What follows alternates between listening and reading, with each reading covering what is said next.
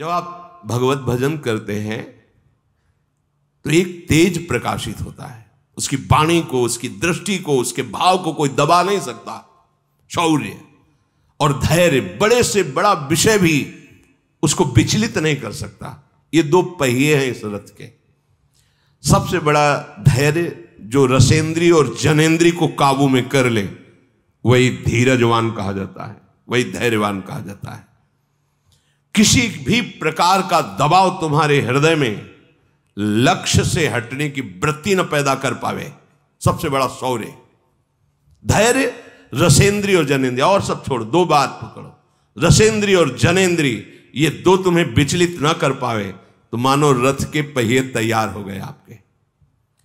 किसी भी संबंध का, किसी भी पद का, किसी भी दुख सुख का प्रभाव ऐसा तुम्हारे हृदय में ना पड़े कि तुम अपने आराध्य देव से हट जाओ, और रसेंद्री जनेंद्री के भोग तुम्हें विचलित ना करें। ये दो पहिए हैं रथ के। सत्य और सदाचार, ये रथ में जो ध्वजा फहराता है उसका डंडा और ध्वजा है। आपके आचरण पवित्र होने चाहिए। उठना, बैठना, बोलना, हंसना, खेलना, खाना शास्त्रीय सिद्धांत के अंतर्गत होना चाहिए। मनमानी नहीं, जा मन आया खा लिया, जा मन आया जैसा आया व्यवहार कर लिया, ऐसा नहीं। साधक ऐसा नहीं होता है, परमार्थ का योद्धा ऐसा नहीं होता। हर कदम सावधानी से, तस्मात् शास्त्रम प्रमाणम कार्याकार्यो व्यवस्थित हो, क्या व्यवहार करना चाहिए, क्या नहीं करना चाहिए, यह शास्त्र प्रमाणित होना चाहिए। और सत्य, सत्यशील अर्थात सत्य और आचरण पवित्र, ये मानो हुआ रथ का वो दंड और ध्वजा। बल, ये भगवत बल होता है। कैसे चल पाएंगे, पूरा जीवन है, हमें तो लगता है कहीं हम गिर ना जाएं, बड़ा कठिन दिखाई दे रहा है, तो आप चलने की बात सोच रहे हैं इसलिए। अगर आप नाव में बैठे हैं तो आपको क्या परेशानी है? आचार्य गुरु के चरणों का आश्रय लेकर भगवद आश्रितात्म समर्पण किया हुआ, ये बात ही नहीं उठती कि मैं गिर न जाऊं, मैं कहीं ना चल पाऊं, मुझे लगता है मैं चल नहीं पाऊंगा। ये निर्बलता उसके हृदय में होती है जो अहम से चलना चाहता है। अपने को चलना क्या है, गोद में बैठे हैं अपने गुरु के, अपने आचार्य के प्रताप में, अपने इष्ट देव की कृपा में बैठे। हम कोई चल रहे हैं क्या? यहां तक हम चल के आए हैं क्या? गोद में उठा के लाए प्रभु, ऐसे करुणा करके। नहीं तो इतनी फांसियां, इतनी जंजीरें बंधी हुई थी मोह ममता आसक्ति की, काटना मुश्किल है। हमें तो गोद में उठा के लाया गया, अपने सब उसी में है, देख लो। तो ये बल होना चाहिए। मेरे प्रभु है ना, मेरे गुरुदेव है ना, हाँ, मेरे बल से वृंदावन, ये कभी निर्बलता नहीं। माना हम दोषी हैं, हमारे अंदर विकार हैं, हम वैसे भी किसी कार्य के नहीं हैं, परमार्थ की बात क्या, तो मेरे प्रभु का बल मुझे खींच रहा है, वो मुझे बढ़ा रहा है। अब मुझे क्या प्रश्न करना, मैं चल पाऊंगा कि नहीं चल पाऊंगा? तुम चल के आए हो यहां तक, तो फिर तुम बहुत बड़े तपस्वी, सत्यवेत्ता, निर्विकार थे, जो तुम्हें पसंद किया प्रभु ने। अरे हमें पसंद किया, किसी योग्य नहीं थे इसलिए। अब हमको अपनी योग्यता थोड़ी दर्शानी है, तो आपके हैं प्रभु, आप देखो। यह है परमार्थ के पथिक का बल और विवेक। इस बात पर रखना, मेरे प्रभु है ना, वो सब संभाल लेंगे। दम, इंद्रियों का वश होना, ये इस रथ के घोड़े हैं। बल, विवेक और दम, परोपकार की भावना, ये चार प्रबल घोड़े हैं जो हमें विजय दिलाते हैं। बड़ी तेजी से परमार्थ यात्रा में ये चलते हैं। क्षमा और दया समता रूपी डोरी से रथ में जोड़े हुए हैं। हर घोड़े को जो लगाम के द्वारा खींचा जाता है, क्षमा, इस मार्ग के पथिक को क्षमा रूपी डोरी से इन घोड़ों को बांधना है। कोई अपराध, भगवान तुम्हारा मंगल करे। दया, दूसरों को सुख देने की भावना, परोपकार। बढ़िया घोड़े तैयार, सत, बल, विवेक, दम और परोपकार रूपी घोड़े। ध्वजा तैयार, पहिए तैयार, अब हमें सारथी चाहिए। खास बात इस युद्ध में सारथी की है। युद्ध में अगर सारथी ठीक नहीं हुआ तो सब ठीक होने पर भी वो गलत दिशा में ले जाए तो बैरी मार सकता है। सारथी प्रवीण होना चाहिए। तो इस रथ में परमार्थ के पथिक का सारथी कौन है? ईस भजनु सारथी सुजाना, बिरति चर्म संतोष कृपाना। अपने आराध्य देव का अंतर रहित निरंतर चिंतन, ये चतुर सारथी है, विजय दिलाने वाला। बस सारा का सारा इस युद्ध में मार्ग में चलने वाले पथिक का जो मंगलमय विधान है, विजय श्री, वो सारथी के ऊपर टिका होता है। सारथी कौन है हमारा? ईश भजन सारथी सुजाना, बहुत ही जानकार, युद्ध में विजय दिलाने वाला। आए हुए हर अस्त्र शस्त्र से रथी को बचाना, यह सारथी का कार्य होता है। ऐसी पद्धति से रथ चला देना कि अस्त्र निष्फल हो गया, सामने वाले ने प्रहार किया, सारथी ने रथी को बचा लिया। कौन है? ईश भजन, अपने आराध्य देव को। राधा वल्लभ सिंह हरिवंश, राधा राधा राधा, ये हमारा सारथी है।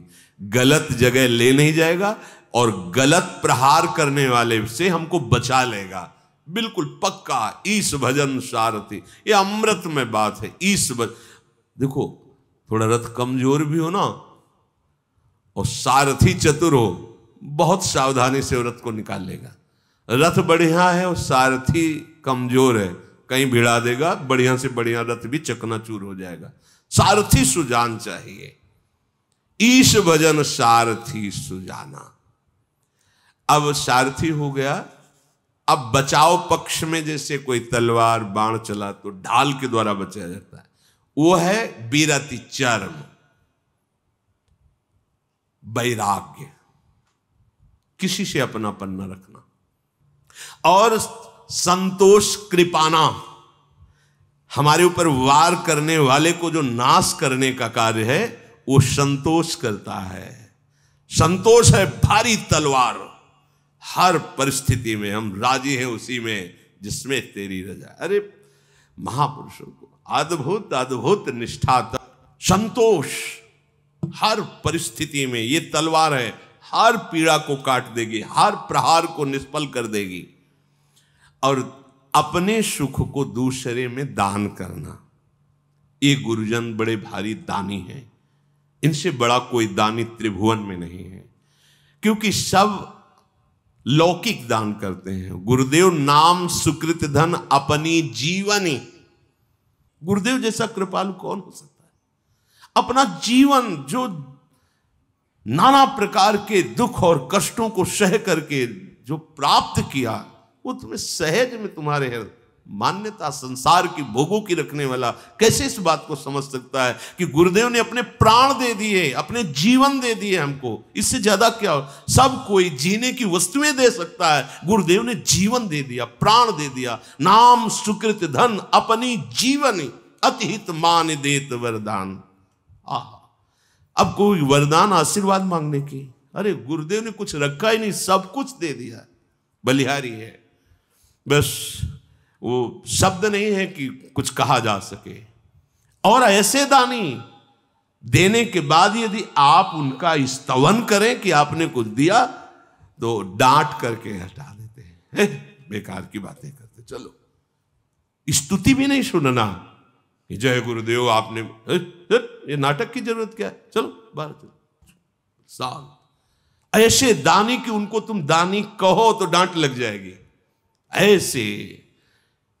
तो ये जो संतोष रूपी धन है, संतोष रूपी तलवार है, ये इस युद्ध में विजय प्राप्त। हर बात में संतोष, जोई जोई प्यारो करे सोई मोहि भावे। जय हो आपकी प्यारे, आप जैसे राजी रहो उसमें मैं राजी, ये परमार्थ है। और दान, ये फरसा है, ये सब कुछ काट देता है जितने विकार है। गुरुदेव ने जो हमें दान किया ना नाम, उसके बदले में क्या दे सकते हैं? हमारे प्राण तो विषयों में फंसे, इनको प्राण दे देना कोई खास बात हुई क्या? उनके प्राण और प्राणनाथ चिदानंद में, मेरे प्राणनाथ श्री श्यामा ही में न जान पड़े कान है कि प्राण है, अर्थात प्राण भी चिदानंद और प्राणनाथ भी चिदानंद, वो उन्होंने दे दिया। प्राण और प्राणनाथ दोनों दे दिए, इससे बड़ा और क्या? और बुद्धि प्रचंड शक्ति है विश्व विजय करने के लिए। जब हम गुरु प्रदत्त नाम जप करते हैं तो प्रतिपल बुद्धि वर्धमान होती चली जाती है। सेवक जी महाराज ने सेवक वाणी के 11वें प्रकरण में सजियत हरिवंश चंद्र नामोच्चार, जब हमारे हृदय में गुरु प्रदत्त नाम का निरंतर रिटर्न होगा तो आगे क्या है? वर्धित सदा सुबुद्धि रसिक अनन्य प्रधान सत साधु मंडली मंडनो जयति। निरंतर नाम जपने से सुबुद्धि सदा बढ़ती रहती है। अब वो इतनी प्रचंड बुद्धि हो गई, एक क्षण में भस्म कर देती। कोई भी चिंता, कोई भी शोक, कोई भी भय उसे सता नहीं सकता। अब अनुभव रूपी धनुष प्रकट हुआ और निर्मल पाप रहित अचल स्थित दृढ़ ये तर्कस प्रकट हुआ और मन का वशीभूत हो जाना, अहिंसा, नियमों का दृढ़तापूर्वक पालन करना, ये उसमें बाण है। और गुरुदेव भगवान के प्रति प्रबल श्रद्धा, ये अभेद्य कवच है उस योद्धा का जो संसार पर विजय प्राप्त करता है। गुरुदेव भगवान का दासत्व, गुरुदेव भगवान के प्रति प्रबल श्रद्धा, ये अभेद्य कवच है। इसके समान विजय प्राप्त करना किसी दूसरे रथ में सामर्थ्य नहीं है। सखा, ऐसा रथ जिसके पास होता है वो सदैव विजयी रहता है, एक भी शत्रु नहीं बचता। महा अजय संसार रिपु जीति सकै सो वीर, जाके असरथ होई दृढ़ सुनहु सखा मति धीर। हे विभीषण, धीर बुद्धि वाले मित्र, जिसके पास ये रथ होता है वो जन्म मृत्यु रूप महाभयावह संसार के हर शत्रु पर विजय प्राप्त कर लेता है। ये रावण की बात क्या है? हर शत्रु पर बड़ा विजयी बनता है रावण, लेकिन काम से तो परास्त है, क्रोध से तो परास्त है, मोह से तो परास्त है, ईर्ष्या से परास्त है, द्वेष से परास्त है। किससे विजय पाया है? पार्थिव शरीरों से, लेकिन अंदर के शत्रुओं से घिरा हुआ परास्त पड़ा है। भगवान इसलिए ये रावण क्या, ये रथ जिसके पास है वो महा अजय, जिसे जीता नहीं जा सकता। संसार रिपु, संसार रूपी दुश्मन जीत सके सो वीर, वही बड़ा बलवान है जो जीत विषम संसार कीर्ति जग विस्तर है। ये इस रथ से होता है। अगर अपने गुरुदेव के चरणारविंद की दृढ़ निष्ठा और दिया हुआ भजन, तो सारथी और कवच अभेद्य, फिर ये सारे लक्षण अपने आप आ जाएंगे। हमें चाहिए गुरुदेव के चरणों का आश्रय लेकर उनका प्रदत्त मंत्र या नाम निरंतर चलाओ। कोई तुम्हें परास्त नहीं, परास्त होते हुए भी तुम्हारी विजय श्री ही होगी। अभी तुम्हें लग रहा है मैं परास्त हो रहा, युद्ध में ऐसा थोड़ी होता कि एक ही बाण में विजय हो गई। देखो ना, कभी वो कभी जीते, कभी इधर जीते, कभी फिर इधर चढ़ाई, लेकिन अंत में विजय किसकी होती है? विजय उसी की मानी जाती है जिसकी अंत में विजय होती है। इस युद्ध में ऐसा नहीं देखना अब ये तो संसारी जन है, इनकी तो दृष्टि एक ही है, जरा सा कहेंगे बस खत्म उनका भाव, उनकी श्रद्धा। तो युद्ध है, लड़खड़ा सकता है, घुटने टेक सकता है। ऐसा नहीं कि शत्रु कमजोर है।